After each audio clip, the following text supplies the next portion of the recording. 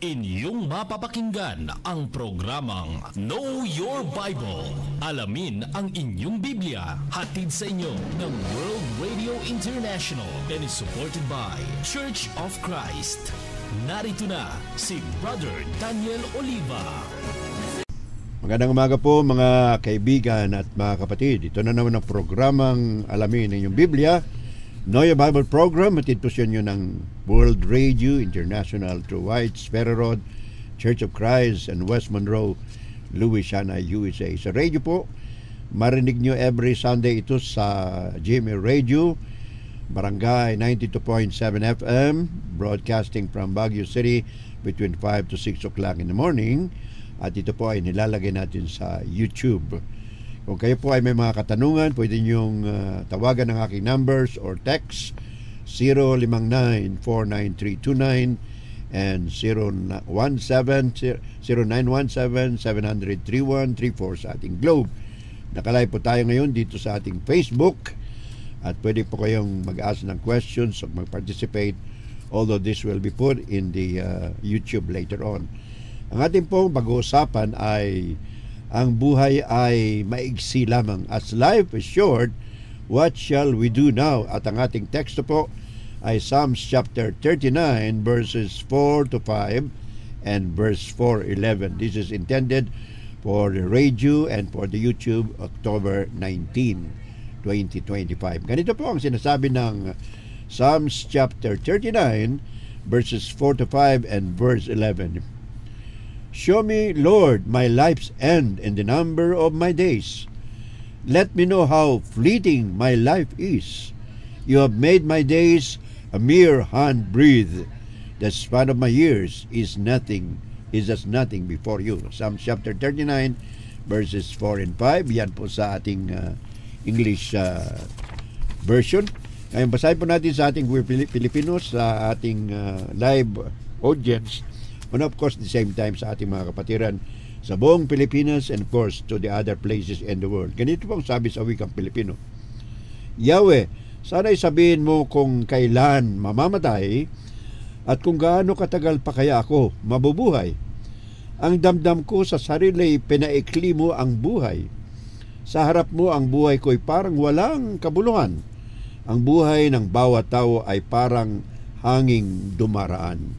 Verse 11, at kung ang tao'y magkasala, ang parusa mo ay galit. Parang isang gamo-gamong pinatay ang iniibig. Tunay na ang isang tao'y hangin lamang ang kapares. Yan po yung mga translation natin sa wikang Pilipino. Using of course Magandang Balita Biblia. Ito po yung pinakabagong translation ng Filipino version. Dako na po tayo sa ating introduction. Many people live today as though life on earth is forever. So maraming tao po nabubuhay ngayon parang ang buhay sa mundo ay forever. Walang hanggan. Ganyan po ang turing nila sa kanilang buhay. But of course, sinabi po ni Santiago, James chapter 4 verse 17. Sabi ni Santiago, life is like a mist or a vapor that appears for a little while and then vanishes away. So sabi ni Santiago, ang buhay daw ay napakaigsi, katulad daw ng hamog.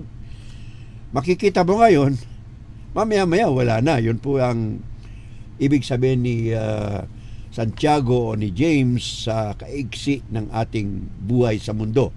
In fact, if you read the book of Genesis, chapter 6, verse 3, sinasabi doon ng Panginoon sa Genesis 6:3, because of the wickedness of man, God said, my spirit will no longer dwell or live with man, so I will make his life up to 120 years only.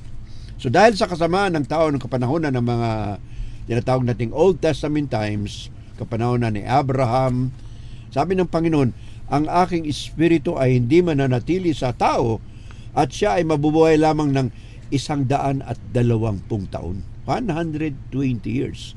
Genesis chapter 6 verse 3. And even David, King David, when he wrote the book of Psalms, David observed that man's life is only up to 70. At kung siya ay malakas, aabot siya ng 80 or 80.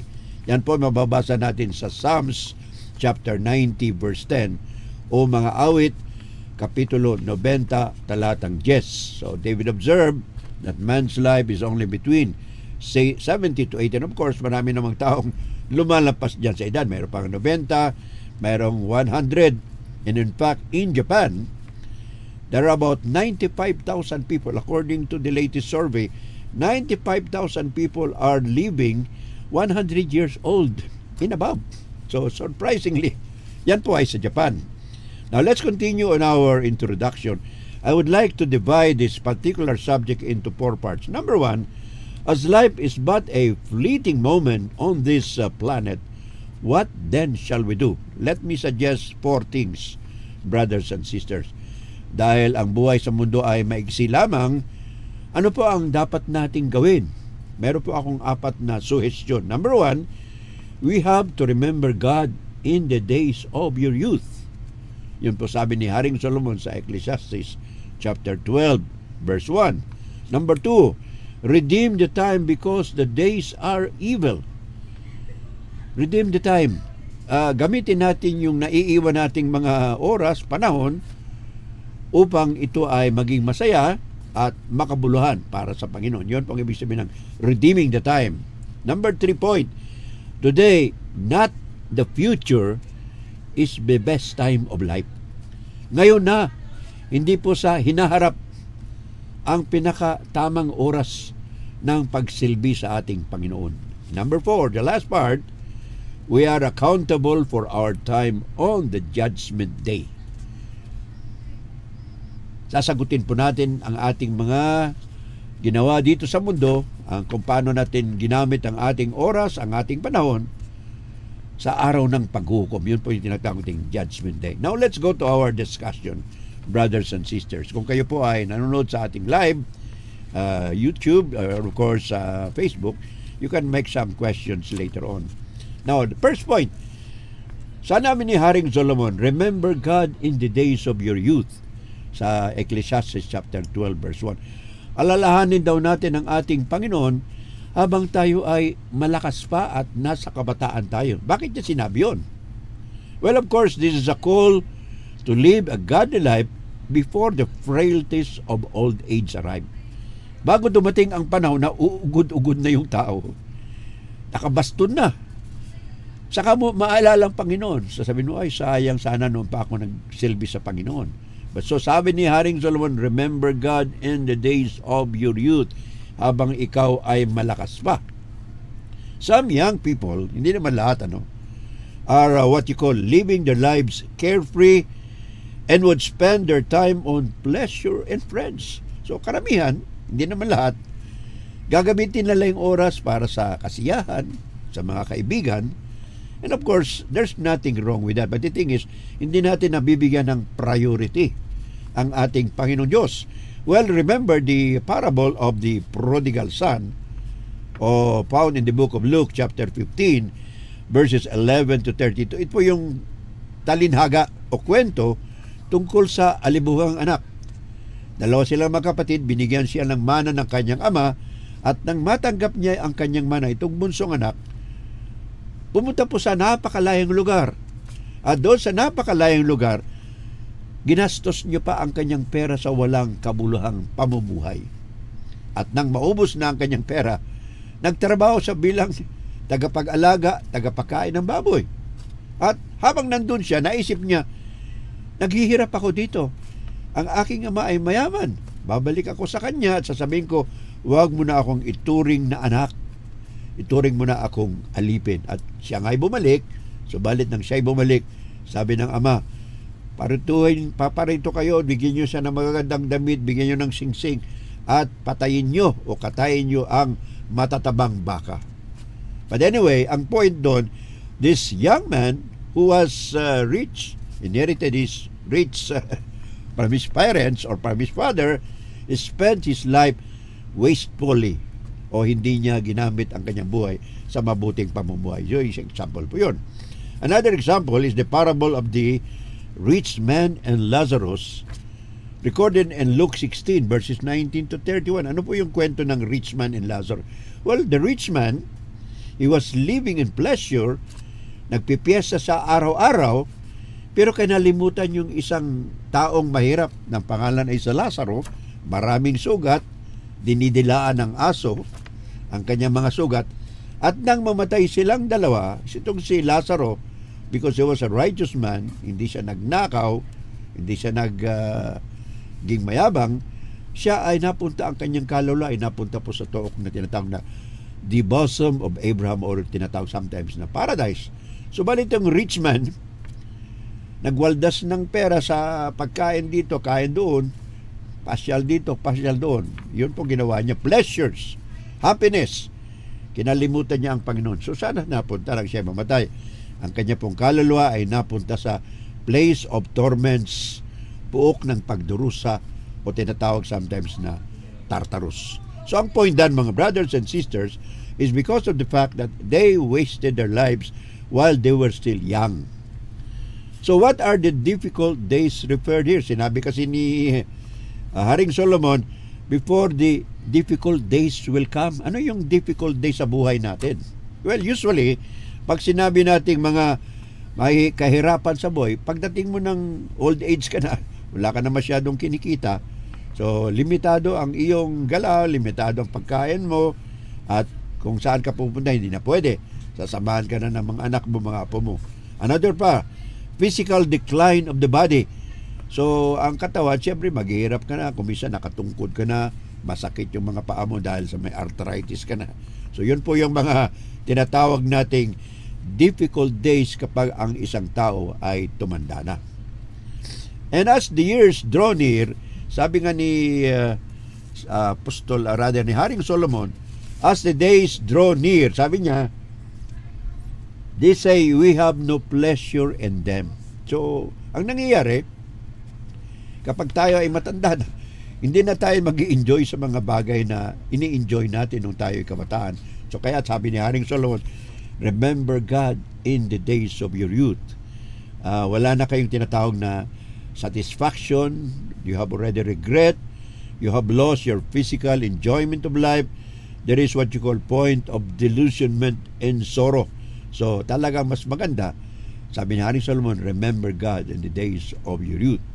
Possibly, due to a missed opportunities to prioritize God during their young age. So ano sabi niyang Panginoon? Matthew 6:33, seek ye first the kingdom of God.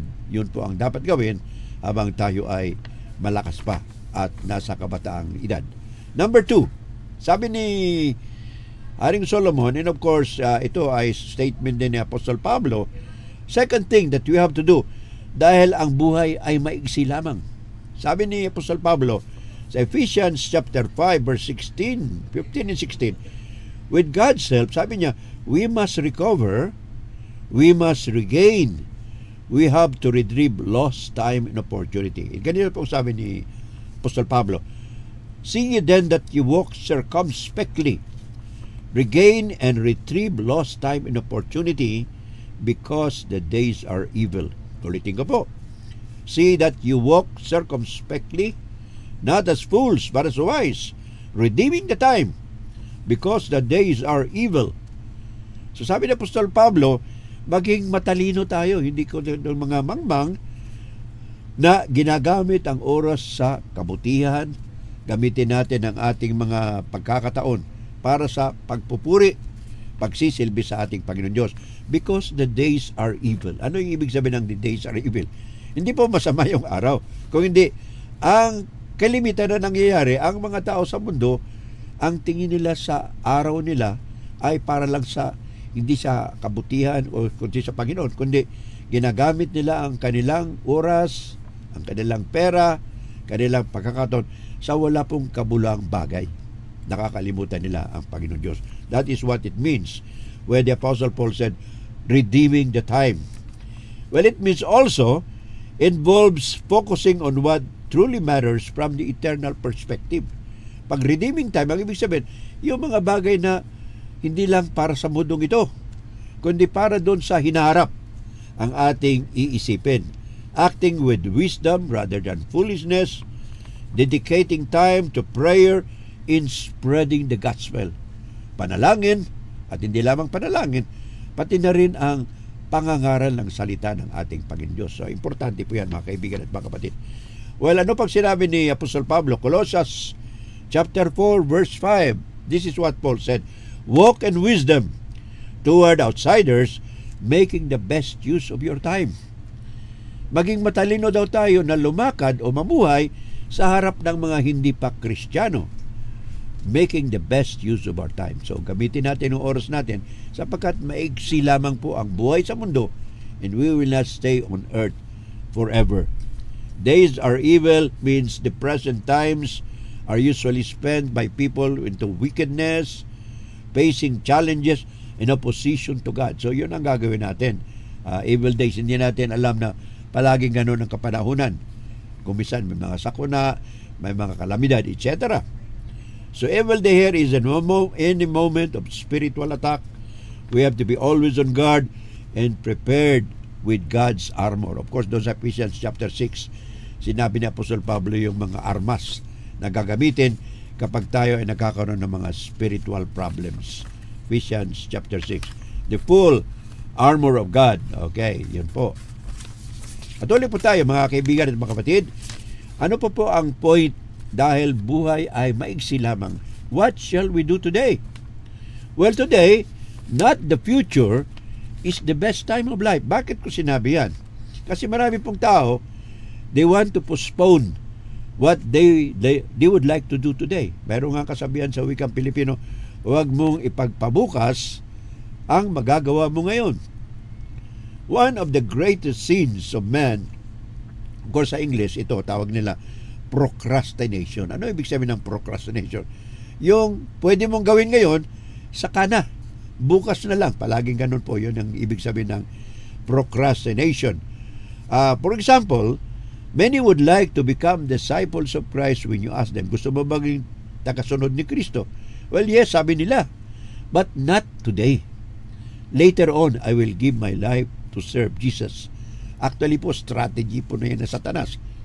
Satan would always say, okay, God is good. You have to follow God. But do not do it today. Yan po yung the sin of procrastination, and of course, that is being motivated by Satan. Ano sabi ni Apostol Pablo sa 2 Corinthians chapter 6 verse 2? Ito po napakahalaga. Sabi ni Apostol Pablo, today is the acceptable time. Today is the day of salvation. Now is the acceptable time. Today is the day of salvation. So, bakit ka maghihintay sa darating na araw sapagkat di mo naman sigurado ang araw na darating? Well, the Israelites in the Old Testament were also undecided in obeying God. Psalms chapter 95 verse 8, ganito po ang sinasabi doon. And of course, this is quoted by the Hebrew writer in Hebrews chapter 3 verse 15. Ano sabi doon ng Hebrews 3:15? At ito po ay galing sa Psalms 95 verse 8. Sabi doon ng writer, today, when you hear His voice, do not harden your hearts as in the rebellion. Ngayon din, kapag narinig mo na ang boses ng Panginoon, ang tinig ng Panginoon, na of course, sa pamamagitan ng kanyang mga ngaral, huwag naging matigas ang inyong mga puso, katulad sa mga nagrebelde, nag-alsa ng kapanahonan ni Moses. So, yun po ang spiritual consequences. Ano nangyari sa mga nagrebelde, nag-alsa at lumaban kay Moses doon sa lumang tipan, katulad ni Korah? Nangamatay po sila. God killed them immediately. Bumuka po yung lupa, nagkaroon ng sabi na nating earthquake, bumuka yung lupa, nahulog sila at namatay. This verse, therefore, brother and sisters, is a call to action, is a warning against disobedience, against God's will, or there will be spiritual circumstances. Maraming tao, hindi nila iniisip yung immediate result ng kanilang hindi pagtupad sa mga kautusan ng Diyos. Iniisip nila palagi, sakana, marami pang oras. And of course, ano sabi doon sa Proverbs 27 verse 1? Sabi ni Haring Solomon, no one can boast about tomorrow because it is uncertain. Walang pwedeng magmayabang sa bukas sapagkat hindi natin natitiyak, hindi natin sigurado kung ano ang darating sa bukas. But rather, James said in James 4:15, rather, we ought to say, If the Lord wills, we will do such things. Sa halip na ipagpabukas, sabi ni Santiago 4:15, sabihin natin kung ito ay kaloob ng Panginoon Diyos. Gagawin natin. In other words, you always think of God as partner in anything that you do or we do. Last part of our lesson, brothers and sisters, because life is short, what shall we do? Ano pong gagawin natin? Well, we are accountable for our time on the judgment day. Accountable po tayo sa ating oras, sa ating kayamanan, at sa ating pagkakataon sa darating na araw ng paghukom.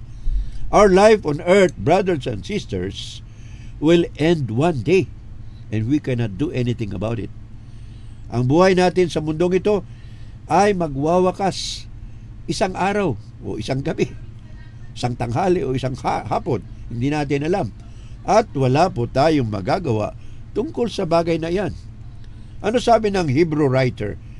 Hebrew 9:27, sabi ni writer ng Hebrew, for it is appointed for man to die once, and after that the judgment. Sino po ang nagtatakda ng buhay? Siyempre ang Panginoon Diyos. Kahit anong gawin natin, hindi natin alam kung kailan tayo kukunin ng Panginoon Diyos. Unless na kinitil mo yung sarili mong buhay. Alam mo kung kailan ka mamamatay. But nobody knows when God will take our lives from this earth. And therefore, sabi ng Hebrew writer, we have to remember there is a time that there will be judgment. We will only die once. And after that, the judgment. In fact, habang tayo ay buhay pa, according to Mark 16:16, sabi ni Panginoong Hesukristo, if you do not believe, you are already condemned.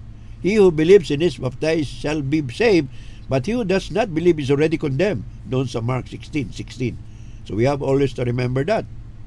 Sabi naman ni Apostle Peter tungkol sa accountability sa buhay na ito. Sabi niya, we are only strangers. Mga estranghero lang tayo, mga temporaryong mamamayan. Kumbaga, visitors lang natin dito sa lupa. Parang nagpunta ka ng Canada, USA, bumisita ka lamang. 1 Peter chapter 2, verse 11 and 12. Yan po sabi ni Apostol Pastor Pedro. Now, yung sinabi sa Biblia na once to die, after that the judgment, ito po ay kontra o laban sa mga nagtuturo ng reincarnation. Mayroon pong mga religious group, Hinduism, they teach that man, after man dies, mayroon siyang pupunta na another body hanggang siya ay maging perfect. And of course, hindi po tinuturo yan. Sabi ng Biblia, Hebrews 9:27, for it is appointed unto man once to die. So minsan lang mamamatay ang tao. Alright. That is only the end of life on earth. Ang tao, ang buhay ng tao ay temporaryo lang dito sa lupa, pero after that will come the judgment. Mayroon pang susunod na buhay. Yun po yung buhay ng ating kaluluwa. Ano sabi ni Apostol Pablo? 1 Thessalonians 5:23, the complete person, tatlo po, may katawang pisikal, may espiritu, yun po yung hininga natin, mayroon tayong kaluluwa. At yung kaluluwa, yun po yung pupunta temporarily sa place of torment or paradise. But after that, may judgment, may resurrection from the dead, at of course, the final place for the righteous people, yun po yung heaven. Pero yung mga unrighteous, of course, pupunta po sa impyerno. Wala pong sinasabing purgatorio sa Biblia, mga kapatid. Alright? So ano sabi ng Biblia? Spirit returns to God. Ecclesiastes 12:7. Pag lahat namatay tayo, lahat po ng espiritu natin babalik sa Panginoon. In fact, when Christ was on the cross, sabi niya, Father, I commend unto you my spirit. And He died. Pero saan napunta yung kaluluwa ni Kristo? Kausap niya yung masamang tao, yung kriminal. Sabi niya, sabi ng kriminal, Lord, do not forget me when you enter into your paradise. Sabi naman ni Kristo, today, you will be with me in paradise. So napupunta yung kaluluwa sa paraiso, yung espiritu bumabalik sa Diyos, at siyempre yung katawang lupa, nabubulok, nagiging abo, nagiging alabok. Yun pong sinasabi sa Luke chapter 16 verse 19 to 31, yung kwento po ni rich man at saka ni Lazarus na pinag-aralan natin kanina.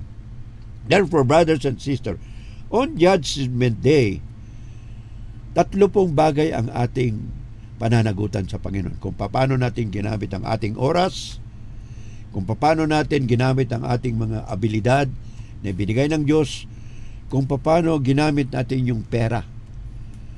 Winaldas ba natin ang pera na binigay niya o ginamit natin sa kabutihan? And of course, Romans 14:12, sabi ni Apostle Paul, for everyone will give an account of himself to God. Lahat tayo harap sa Judgment Day. At sabi pa rin doon sa 1 Peter 4:17, ang mauuna ay ang mga house of God. Children of God, members of the church, righteous people, sila po ang mauna sa Judgment Day. Sila ang nakapila. And of course, kahit na namuhay tayo, God will still determine kung saan tayo pupunta, heaven or hell. Sa ating po pagtatapos, brothers and sisters, sinabi ko kanina, judgment of God will begin with the house of God. So, delikado. Hindi ibig sabihin, miyembro ka ng iglesia, naging Kristiyano ko sa lupa. Harap pa rin po tayo sa Judgment Day. Wala pong exemption. So, we should not be very confident na kahit members tayo ng church, nagsisimba tayo ay automatically ligtas. Of course, sinasabi ng Biblia yan. But still, harap po tayo sa Judgment Day. At ang Panginoon lamang ang makapagsabi kung saan tayo itong langit o impyerno. Dalawa lang po yan. And it begins with the members of the Lord's church, with the house of God. What shall be the end of those who do not obey the gospel? If the righteous is scarcely saved, sabi ni Apostle Peter, 1 Peter 4:17, kung ang mga mababait, ang mga matuwid, ay mahirapan pang maligtas, lalo na yung taong masamang tao, yung hindi sumunod sa Ebanghelyo ni Kristo, wala pong chance talaga yan. Kaya ngayon pala, dahil kayo may pagkakataon, narinig nyo ako dito sa Facebook, and of course later nun sa YouTube, sa radyo, now is your time. So, ano pong mensahe natin, brothers and sisters?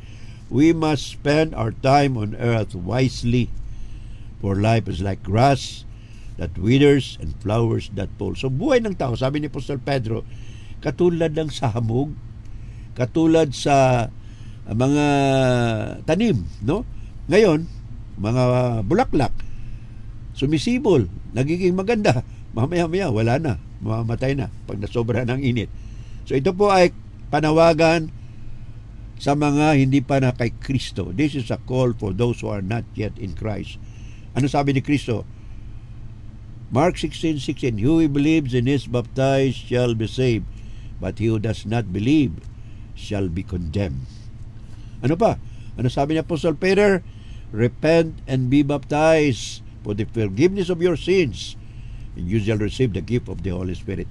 Mangagsisi kayo at magpabautismo sa kapatawaran ng inyong kasalanan, at tatanggapin ninyo ang kaloob ng Espiritu Santo. Yung kaloob ng Espiritu Santo, hindi po yun yung Holy Spirit baptism, but rather it is the indwelling of the Holy Spirit, ang pananahanan ng Espiritu sa atin, according to 1 Corinthians 3:16 and 1 Corinthians 6:19. Marami po nakakamali dyan.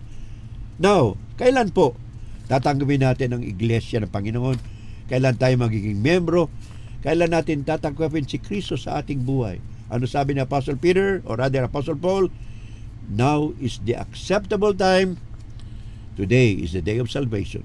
2 Corinthians chapter 6 verse 2. Ngayon na po, mga kaibigan at mga kapatid, kung kayo po ay magkakataon, may pagkakataon, pwede namin kayong tulungan, sabihin nyo lang sa amin, and we are willing to help you anywhere in the whole Philippines and even in the whole world.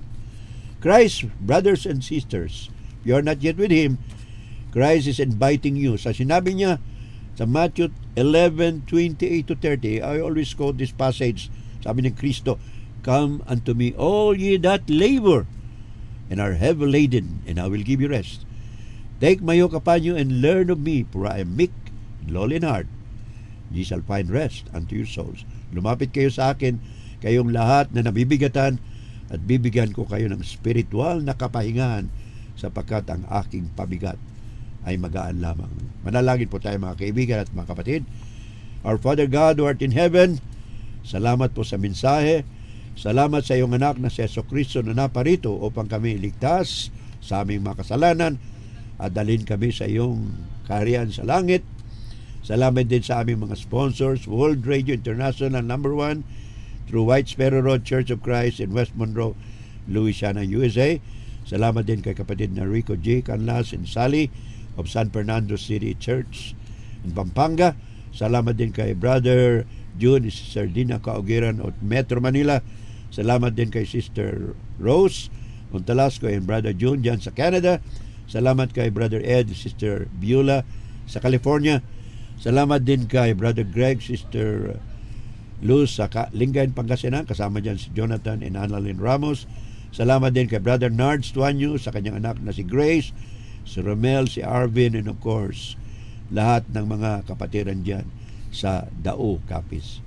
Thank you very much, brothers and sisters. May the Lord bless us as we continue to serve Him and bless this program and all the sponsors. All of this, we ask in the name of Jesus, asking for forgiveness of our sins. In Jesus' name we pray. Amen.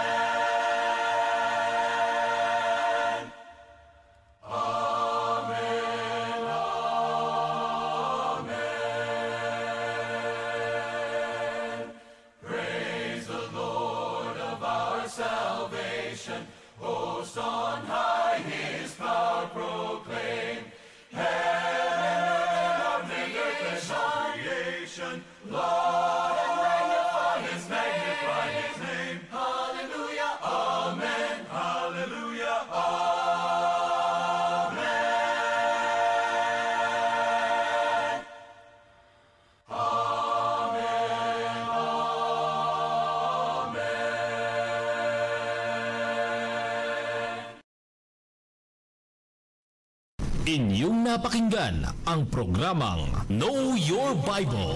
Alamin ang inyong Biblia. Hatid sa inyo ng World Radio International and is supported by Church of Christ.